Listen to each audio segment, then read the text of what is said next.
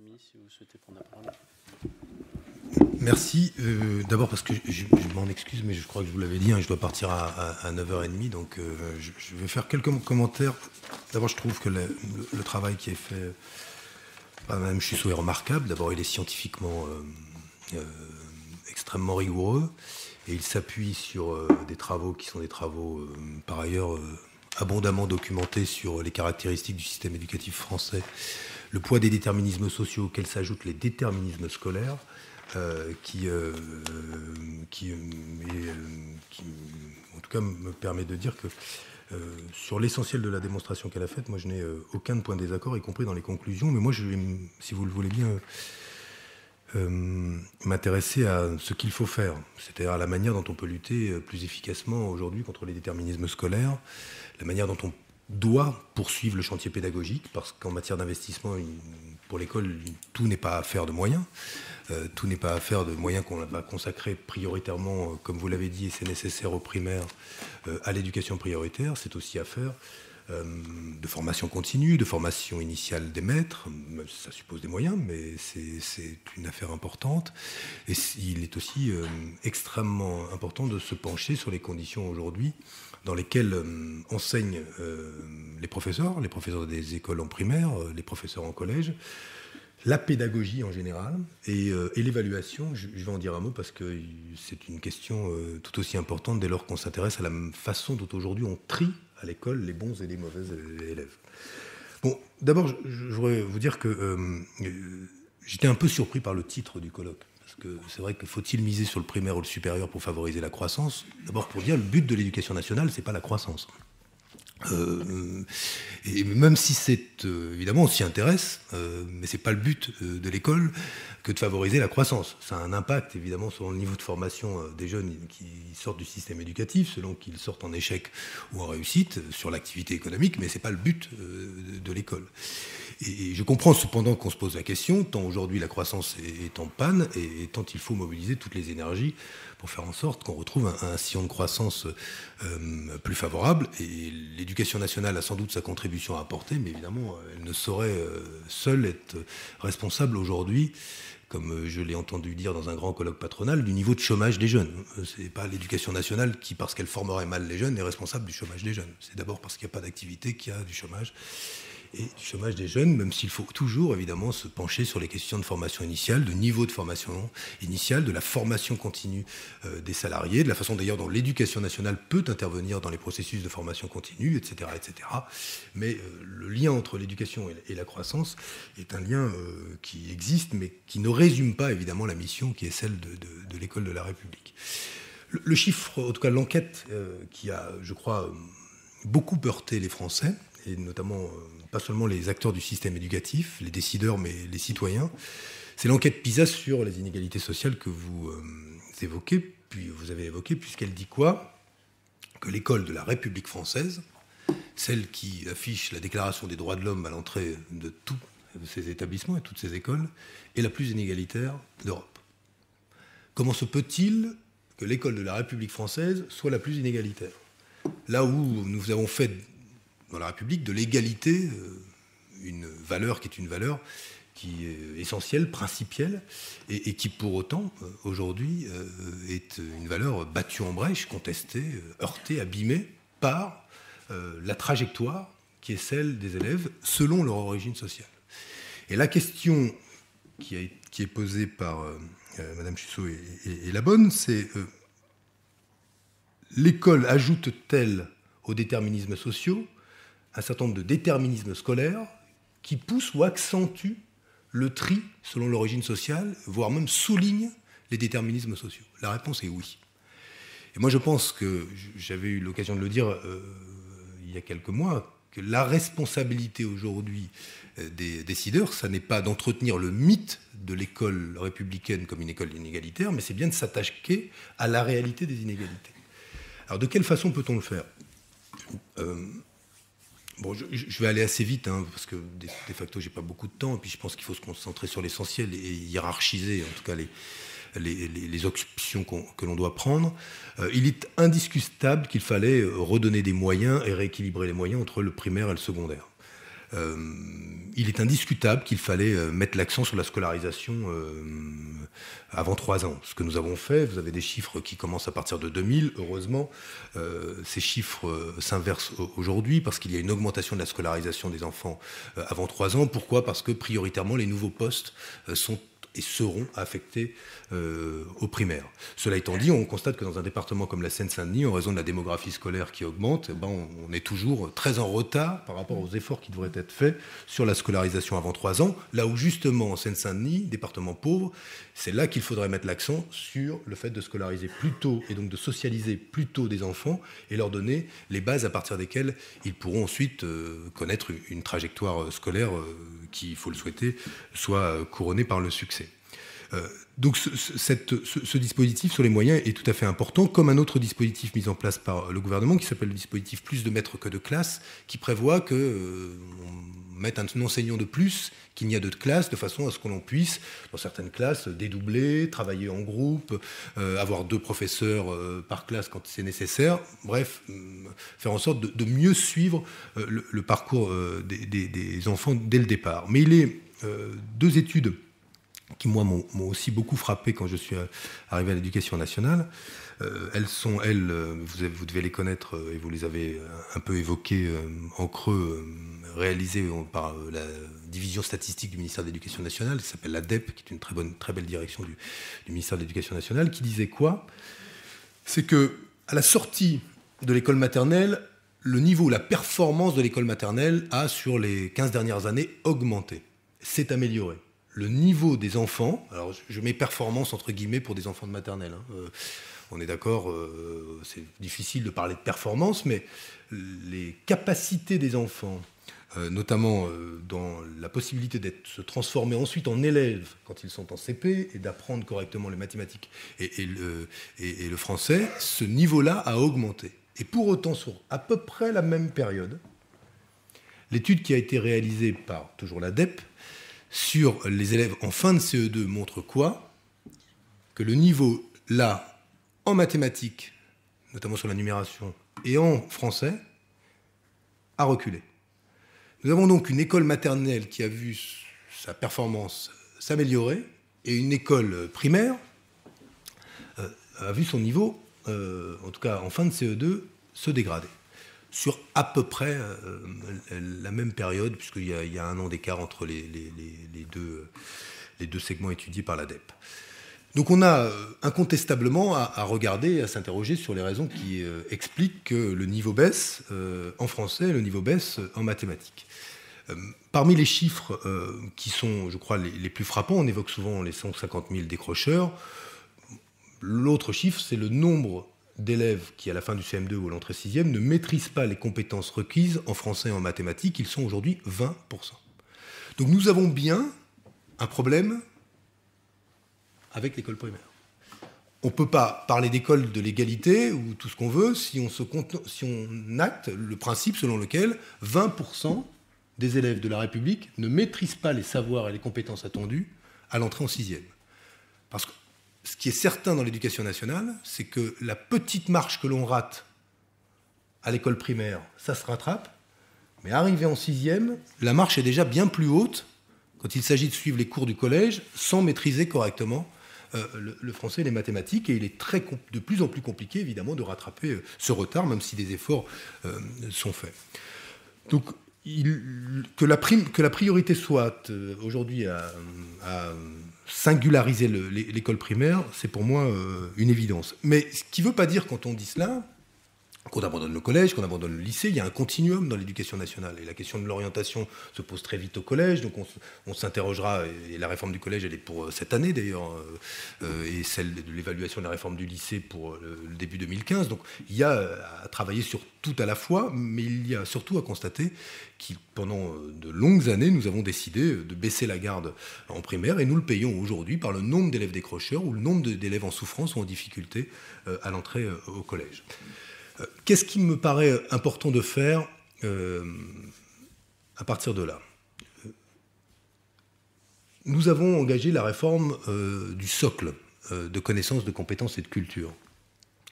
Le socle, c'est quoi ? Ce socle commun, il est censé écrire ce que nul n'est censé ignorer au terme de sa scolarité obligatoire.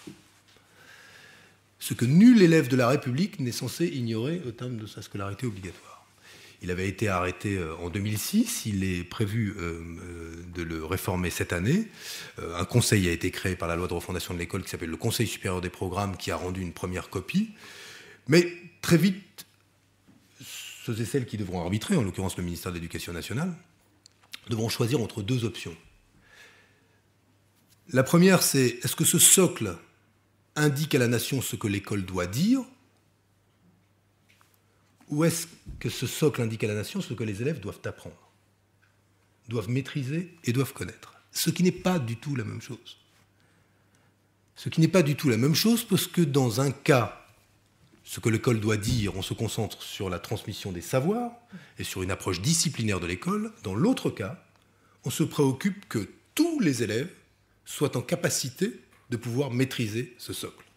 Aujourd'hui, le socle, tel qu'il est écrit et défini par l'Éducation nationale, vous dessine le portrait de l'optimum de l'élève de la République, en dessin, en art plastique, en français, en histoire-géographie, en mathématiques. Celui-là existe peut-être, hein, cet élève, mais je ne suis même pas persuadé que le dernier médaillé Fields français, bref, franco-brésilien, bon, il maîtrise le socle en maths, c'est incontestable, mais sur le reste, je me permets de douter. Je ne suis pas persuadé qu'un seul membre du gouvernement ne maîtrise le socle tel qu'il est écrit et a été arrêté par et voté, mais c'est ainsi aujourd'hui que nous pensons et que nous écrivons ce que nul n'est censé ignorer. Savez-vous, par exemple, que vous êtes censé aujourd'hui situer en fin de scolarité obligatoire votre propre création en art plastique dans la tension qui existe entre les mouvements artistiques et culturels historiques et les mouvements d'art contemporain? Peut-être que certains d'entre vous le savent. Je ne sais pas si vous peignez le week-end, mais c'est une compétence attendue.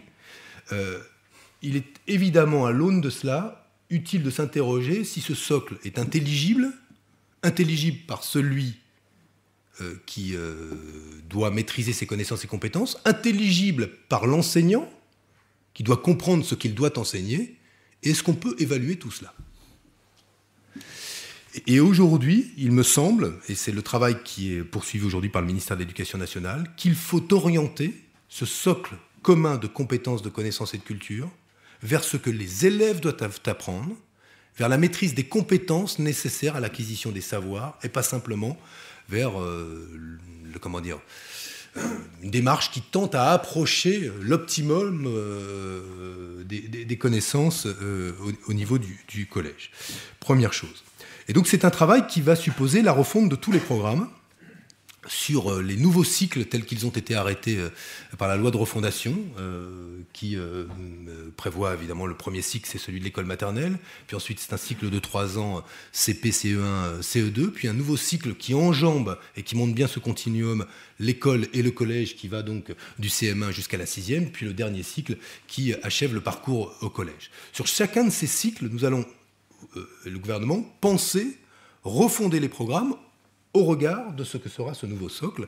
Mais il conviendra, là, d'arbitrer clairement dans la rédaction de ce socle ce que nous attendons de chaque élève et ce que nous voulons que l'école lui apprenne. C'est le premier chantier pédagogique. Le second, il est celui que j'ai ouvert et qui a fait beaucoup jaser, c'est celui de l'évaluation. Et quand même dans un drôle de pays où on pense que l'on peut noter tout ce que l'élève produit. Et je me souviens quand j'ai dit qu'il fallait sans doute relativiser le poids de la note, en ce sens qu'elle trie la note, qu'elle dit qui est bon et qui est mauvais, mais qu'elle ne dit pas les progrès que vous avez accomplis. Il n'y a aucune information dans une note. Aucune. Vous avez une moyenne de 10. Quelle drôle de manière d'évaluer un élève aujourd'hui que de faire une moyenne pondérée avec des coefficients. Vous avez tous été évalués avec des moyennes pondérées. C'est comme ça que vous passez d'ailleurs les examens. Mais une moyenne pondérée, que dit-elle de vous au regard de ce que l'école est censée vous apprendre? Peut-être que vous êtes très bon en mathématiques, mais que vous êtes nul en histoire-géographie, que d'ailleurs vous ne maîtrisez rien du socle et des attendus dans ce domaine-là. Qu'avec le jeu des coefficients, de surcroît, ces moyennes-là prennent un sens complètement invraisemblable. La question est donc, avons-nous un système d'évaluation qui est mis au service des apprentissages et des progrès des élèves ou pas? Et la réponse est indiscutablement non. Notre système d'évaluation des élèves, et donc ça touche évidemment ceux qui maîtrisent le moins les codes de la réussite, donc les enfants issus des classes les plus populaires et les plus défavorisées, nous avons un système d'évaluation qui aujourd'hui n'est pas mis au service des progrès et des apprentissages.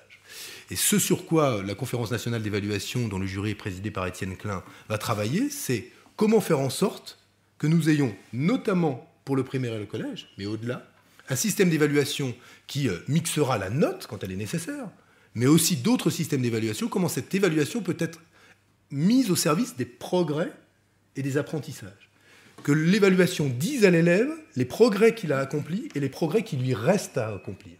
Ce qui est la tâche la plus difficile, mais la mission sur laquelle les enseignants ont le plus besoin d'être aidés. Parce que la réalité du métier d'enseignant aujourd'hui, c'est que quand il rentre dans sa classe et que la porte se ferme, puisque nous sommes, dans un système où on ferme la porte quand on enseigne, alors qu'il y a d'autres écoles ou d'autres pays où la porte est ouverte. Hein. Pas juste parce qu'il faut vérifier si le professeur ne va pas s'attaquer aux petites filles, hein, c'est pas juste pour ça, mais parce que l'école est plus ouverte. Mais la classe est une boîte noire. Une boîte noire dans laquelle l'enseignant est libre, au nom de la liberté pédagogique, d'évaluer les élèves comme bon lui semble, et au gré, évidemment, de l'expérience qui est la sienne, de ce qu'il a appris, mais sans être accompagné là où il en a souvent besoin pour faire face à l'hétérogénéité de sa classe, à des élèves qui sont plus en difficulté que d'autres, à des élèves qui sont embarrassés par une situation familiale plus complexe que d'autres, etc., etc. Il y a derrière 25 élèves dans une classe, 25 personnes.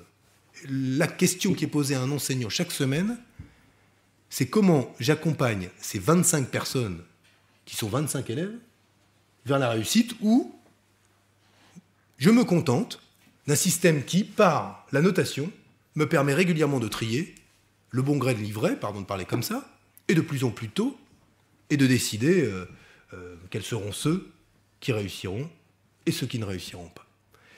Et tout le problème, si je devais prendre ça pour vous faire comprendre, c'est que je pense que le système éducatif français fonctionne comme ça. On commence là, et en primaire, on fait un premier tri, les 20%. Et ensuite, au collège, on fait un deuxième tri, ceux qui iront vers l'enseignement professionnel, avec une orientation qui est subie et de moins en moins choisie. Et ensuite, au lycée, entre la voie générale, la voie technologique et la voie professionnelle, on fait ensuite le tri de ceux qui iront dans l'enseignement supérieur. Et à la fin, on arrive, Normal Sup, l'ENA, HEC, etc. Ce petit confetti vers lequel tend aujourd'hui l'éducation nationale, qui forme des élites, incontestablement remarquables et qui se distinguent. Mais la question est, ne peut-on pas continuer à former ces élites en faisant en sorte aujourd'hui d'améliorer la mobilité sociale, en construisant une école moins inégalitaire, une école où le poids des déterminismes sociaux et des déterminismes scolaires pèse moins sur l'identité de cette élite. Parce que celle-ci est très homogène. Alors vous trouverez bien un ou deux héros qui serviront de propagande au système, arrachés des quartiers, et qui diront « Ah oui, moi aussi j'en suis ». Mais ça ne sert que la propagande d'un système inégalitaire. Parce que la réalité, c'est qu'aujourd'hui, ce système élitiste produit une élite hautement homogène. Et là où Mme Chussot avait raison, c'est que tout montre pour autant, dans d'autres pays, que là où les systèmes sont les plus justes, les moins inégalitaires, ils ne sont pas les moins performants. Qu'en clair, quand le niveau de l'eau monte, le bateau monte aussi. Et donc le niveau des élites également. Et que dans les classes, en matière de pédagogie, tout montre aussi que là où les élèves les plus performants sont impliqués à aider les plus en difficulté, leur propre progression s'accélère. Et c'est ça le défi qui est posé à l'école française.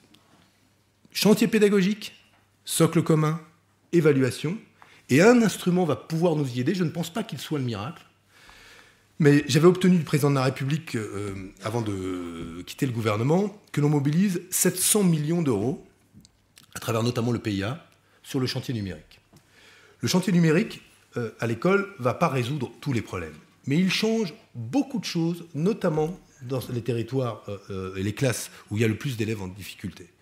Pourquoi ? Parce qu'il change le rapport à l'erreur, le statut de l'erreur. Quand vous faites une erreur et que vous l'effacez sur une tablette, c'est pas pareil. Il développe l'interactivité et la participation. Il permet, avec des logiciels simples pour des élèves atteints de dys, donc dyslexie, dyspraxie, etc., de suivre les mêmes cours que les élèves qui ne sont pas atteints de ces handicaps. Avec aujourd'hui les pédagogies, en tout cas l'instrument numérique, il y a là un des moyens qui doit nous permettre justement de faire face aux défis qui sont posés aux enseignants dans leur classe, à l'école en général, pour répondre à la réalité des inégalités sociales et des inégalités scolaires. Et j'en termine en disant cela, parce que je ne peux pas aller plus loin, j'aurais aimé développer tout cela beaucoup plus. On a aujourd'hui des zones d'éducation prioritaire. Nous allons refonder la carte de l'éducation prioritaire à partir de l'année prochaine. Il y a un grand changement dans la refonte de la carte de l'éducation prioritaire.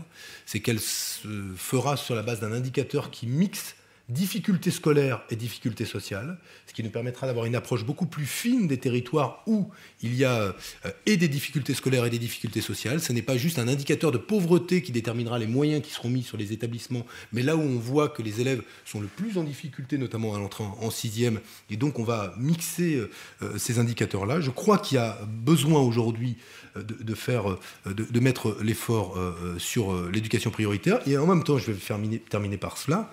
Il faut se réjouir des résultats des établissements aujourd'hui en zone d'éducation prioritaire. Savez-vous que le meilleur lycée de France, l'année dernière, à partir d'un classement qui s'appelle le classement IVAL, qui constate la performance des établissements, non pas par rapport aux résultats au bac avec 100%, parce que sinon c'est toujours les mêmes qui tomberont, mais au regard justement des difficultés rencontrées par les équipes pédagogiques et éducatives en raison du nombre d'élèves en difficulté, de l'origine sociale des élèves, du nombre d'enfants issus de familles où on ne parle pas français, etc.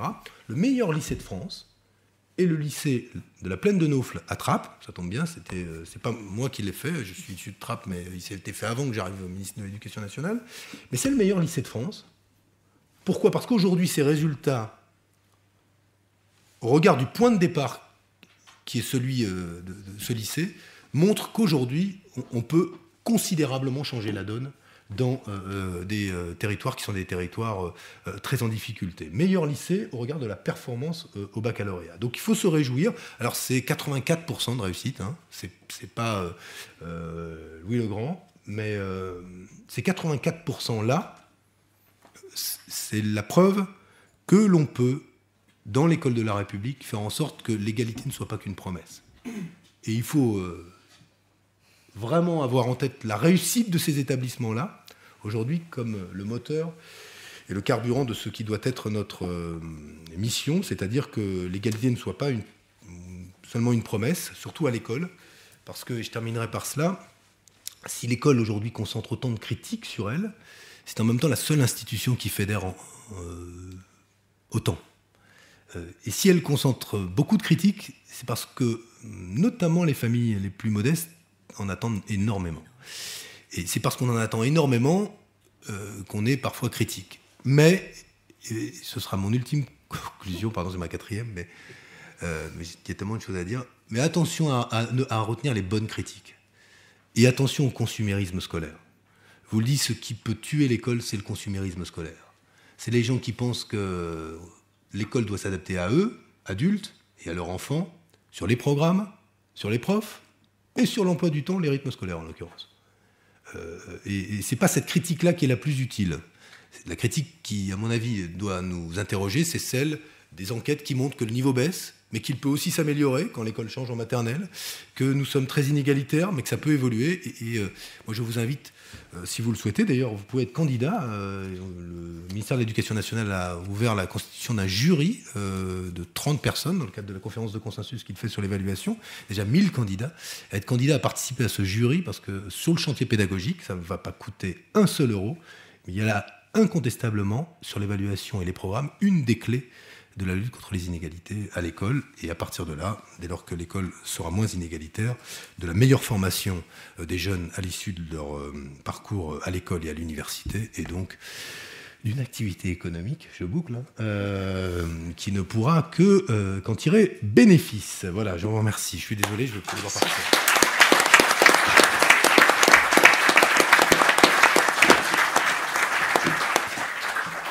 J'ai déchiré le matériel. C'était pour la bonne cause.